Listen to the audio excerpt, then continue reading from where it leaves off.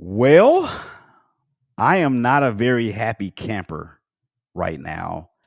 Aside from the fact that I got to wear a stupid Chiefs hat for the foreseeable future, I was doing some research before this particular episode. And by the way, this is Willie Epting Jr. Tisha C, say what's up to the people. Hello, what's up? Thank you guys out there for checking us out on For sure. Facebook for the Sports Network or the Sports Empire Network's Facebook page, as well as the Shakeback Media Group's Facebook page, and YouTube for both entities, as well as Twitter. We about to get into this show about the Kansas City Chiefs. I hate them, and what happened on Monday night with the Las Vegas Raiders. Tisha is smiling as though she is the cat that ate the canary. Mm.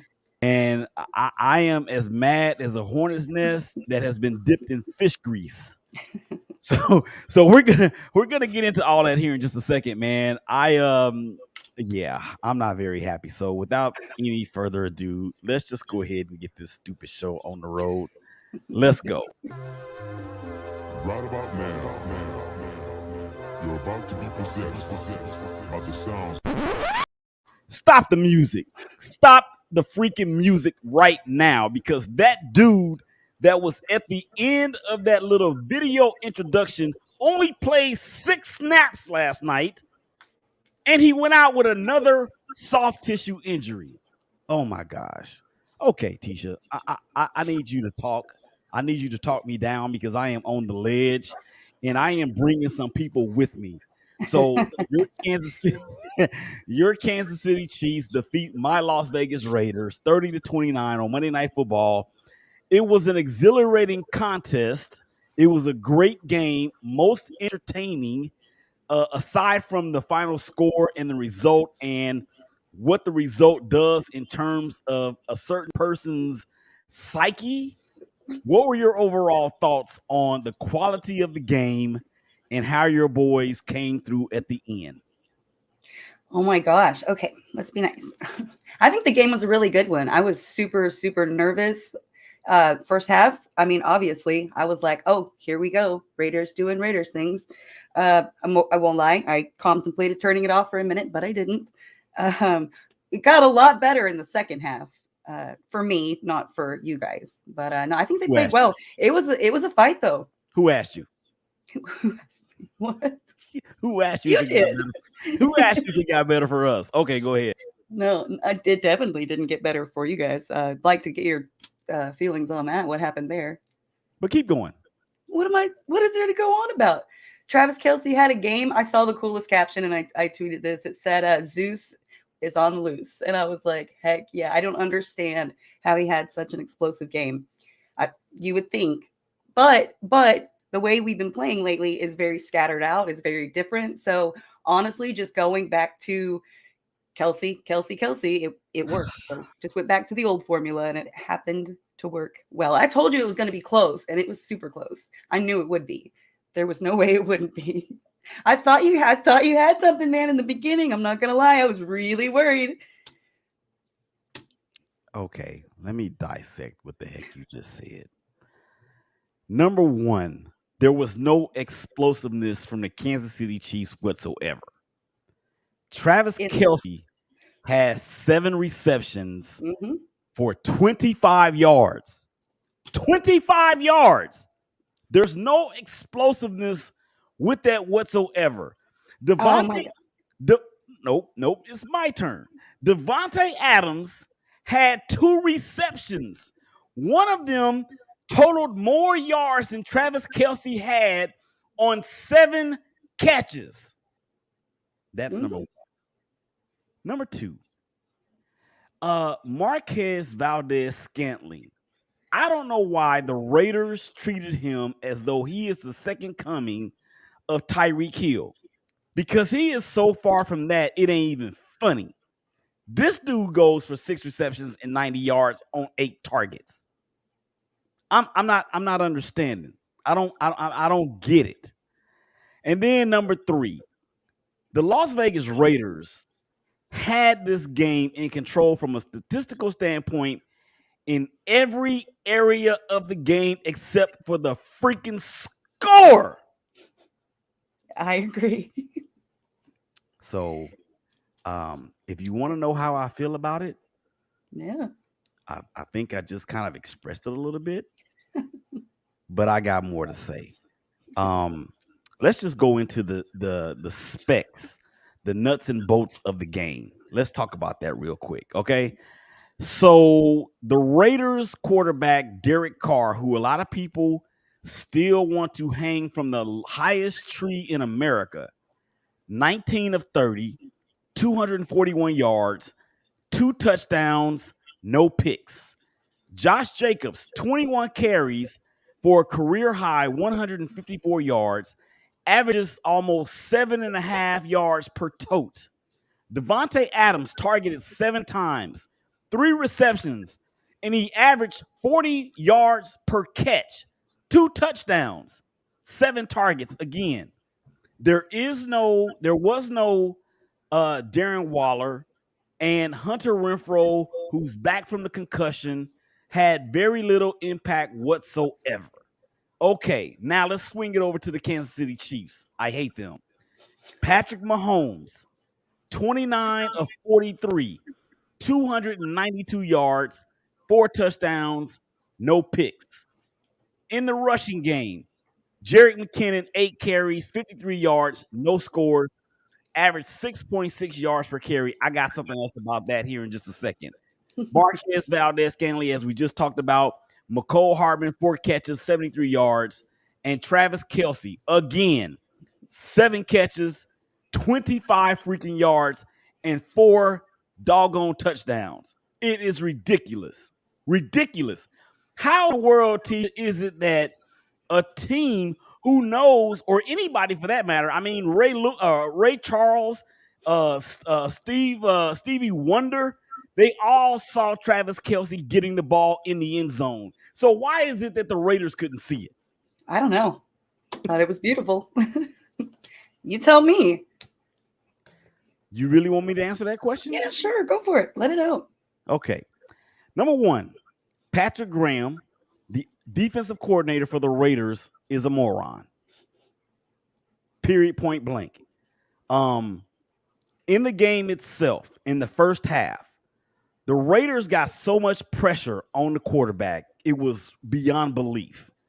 So then in the second half, the Chiefs come out with Jerick McKinnon and they run the ball. And I remember one distinct play. It was 1st and 17. 1st and 17 after we had sacked Mahomes. This dude gets in the shotgun and hands the ball off to Jerick McKinnon, and he runs for 20. Or it was actually 1st and 20, and he ran for 17. Number one. Number two, why do you stop bringing pressure in the third quarter the way that you were in the first half? Number three, you saw that the Chiefs were running the ball down your throat. Why didn't you not make the necessary adjustment in those first couple of drives? That's why I say Patrick Graham is a moron. That's the answer to your question. Fair enough. Fair enough, she said. Feel better? No, I do not feel better. I feel worse. I can only imagine. Because, yeah. So here's my thing. Exactly. Tisha, does this game right here for the Chiefs and hashtag Chiefs Nation, or Chiefs Kingdom rather, does this game really solidify objectively? Okay, I need you to be objective here. Objectively, does this solidify in your mind that the Kansas City Chiefs really are still the team to beat in the AFC? Now, keep in mind that there's Buffalo in the East, who I know Chiefs Kingdom is afraid of. But in your mind, after this game, objectively, does this game solidify to you that the Chiefs are still the team to beat in the AFC West, or in the AFC? I mean, yes. Clearly, it shows that I think we play our best ball when we're down. It brings out a fight in us. I like it. It's still clearly there. So I don't know. I say yes. Worried about the Bills? Absolutely. I honestly think that wouldn't be a terrible game to lose because I'd hate to lose in the playoffs later on. But no. You know what? That's a pretty good point because that game, I don't know. I think it's in week 7 or 8. And the Chiefs do go to Buffalo, and it won't be cold yet. But the Chiefs, in my opinion, I'm sorry, the Bills, in my opinion, would need home field advantage in the playoffs more so than the Chiefs would. Yes or yes? Yeah, I think so. Yeah. Yeah, absolutely. I'm not looking Okay. forward to it. I'm not going to get that upset, like I said, if we do lose, because we'll recover, we'll bounce back, we'll figure it out. We will know what we're dealing with, and pick ourselves up and do it again next week. Right. You guys are on a bye week, right? Yeah. Yeah, we got a bye week. And I will say this about the Raiders, okay? The Raiders continue to the Raiders should have won this game. I think everybody out there can say and agree to that fact that the Raiders should have won this game. Everything that you did in this game, from rushing the passer to running the ball to Derek Carr and the Raiders not having any turnovers. But here is where we lost this game. Well, one of the reasons why we lost this game, we had 12 penalties, and we allowed the Chiefs to go, I think it was 7 of 11 on third down conversions. You cannot win a game when you cannot get off the field on third down. No, I agree. And again, I go back to Patrick Graham. It is his fault. Now, I'm going to go ahead and give credit where credit is due because the Chiefs made all the right plays at the right time. Yeah. However, one play that they did not make, and they were helped by the referee. Well, I shouldn't say helped by the referees. They were helped by Davante Adams and his inability, the best receiver in the league, his inability to get 2 feet down that would have clearly put us in field goal range for Daniel Carson to kick the game-winning field goal. I got so much down on this T-shirt, it ain't even funny. So let me ask you this. In that final drive, when Davante was pushed out of bounds before he came down with the catch, at that point, did you think that it was over for the Chiefs and that the Raiders would win? I thought that like 4 times. So, no, honestly, we have such a good last stride in us every time we play, especially if we play Raiders or if we're losing. I don't know. I'm not going to say I was just like, oh, we've got this. I was worried, but man, they pulled it through. That's Mahomes. Yeah. Well, they didn't really do it. I mean, because even on the last play of the game, Davante Adams and Hunter Renfrow got tied up on on a route concept that had Davante Adams running the post and had Hunter Renfrow running a corner route. And I will say this, because the cornerback from the Chiefs, and I can't remember who it was, he did jam Davante at the line of scrimmage, which is one of Davante's strengths, is being able to get off of a jam, and it did not happen at the most critical time of the game.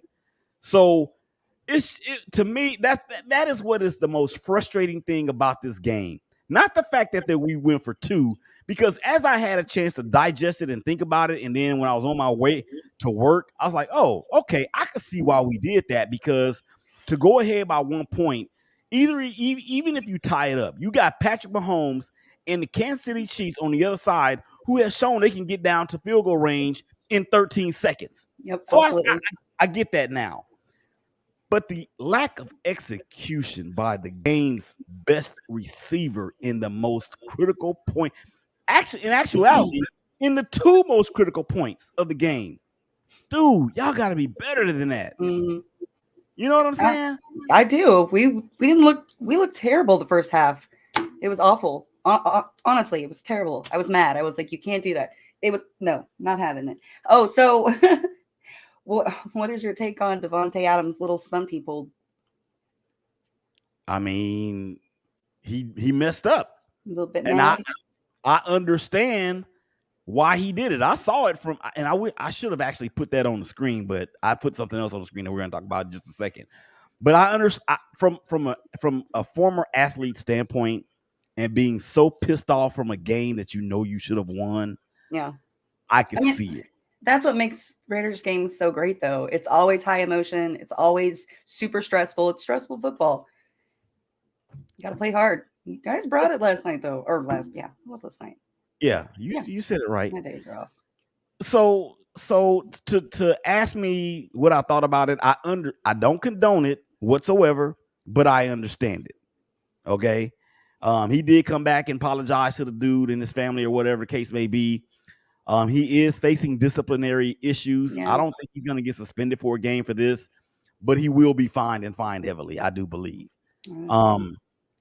So let's talk about a couple things here that we saw. There was a because you brought this up in our pre-production meeting, right? Absolutely. What did you say about, or you said you wanted to talk about what? The roughing the what? Roughing the passer call. What in the world happened there? Okay, so let's break this down. Okay, I actually have footage of that. I'm gonna go ahead and bring it up on the screen. It's gonna be no sound, but when finish playing, we're gonna come back to it. Okay, so here we go. Derek Carr is in the shotgun. Here comes the rush.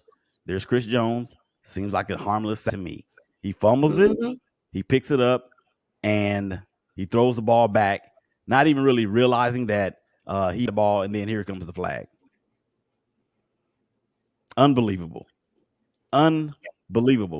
So I actually tweeted during the game at Shakeback Media Group and said, we got away with one there. Yeah, absolutely. Your thoughts about the call or lack thereof on that particular play? Oh, I mean, I think Chris Jones said it right. He was like, what am I supposed to do? He literally just executed. I mean, honestly, I thought it was absolutely perfect. So I was pretty mad. Those loss of yards came at a really bad time for us too. It was very momentum killing. But also I say that I think that gave us momentum because I don't know if you caught on or not, but the stadium, the fans were not happy about it. Like at all. So I think it helped in a way, but it was terrible. It's a terrible call. I think. Do you think they should be reviewable? At some point, something's gonna. I'm not gonna say it should be reviewable, but at some point, the NFL is going to have to realize that they get paid the big bucks for a reason, and they're going to have to come up with some sort of solution because the same thing happened. Okay, let's think about what happened with Tom Brady and Grady Jarrett in the Atlanta Falcons Tampa Bay Buccaneers game. Okay, he slung Tom Brady to the ground, but it wasn't anything egregious. As a matter of fact, I think the Tua Tagovailoa being slung to the ground in the Pittsburgh game was worse than all three of these. Yeah, I agree. And there was no penalty on that call. So the NFL has to learn not to be consistently inconsistent. That's what I think is the bigger deal here is. And that game for luckily for the Chiefs and Chiefs Kingdom, this particular call did not cost the Chiefs the game. But that call in Tampa Bay definitely cost the Falcons the game. Fair enough. And a lot of people have said that, well, since it was Tom Brady, that's the reason why he got the call. Well, why did Derek Carr get the call? Because he ain't Tom Brady. Right. And then on top of that, why didn't Tua Tagovailoa get the call? Absolutely. I'm not arguing with you on that one. Okay, so I'm going to try to woosah through the rest of this. You're doing great. No, I appreciate the fact that you're saying that I'm doing okay, but on the inside, I'm ready to throw this computer up against the wall and completely stop watching football for the rest of the year. We don't throw things, remember? Yeah, I already got in trouble with that. I told you that's right. Yes. And then Patrice came in here and was like, Yeah, exactly. Did you see that? I did. That's lovely. So whatever. And then last night, I was in the living room, and God forgive me, but I was in here cussing and saying the F word, and why in the F would you do this? And she comes screaming from the back room, we are not gonna. I'm like, after the game, I had to leave the house because I did not want to put myself in the position of being in the doghouse with that little half moon above it that illustrates that you are in trouble. Yeah. I feel So for you. let me ask you this, Tisha, from a woman's standpoint. Are you ready for this? Oh, No, yep, you let know me what? have it. I'm not gonna ask you because you're a fanatic and I'm a fanatic, and some I people am. just don't understand that. Yeah, And it's not understood across the board. right, No. right. And she even told me, she even told me last night. She said, oh no, actually, she told me this morning because last night I was so pissed. I get it. I And get there myself. yeah, I was so pissed that I had to leave for about 30 minutes. I came back and she was in the room watching TV, and I said, we lost by a point. We lost by a point. Told you it I was said, gonna be what? close. I don't want to hear that. I don't want to hear that you told me it was going to be close.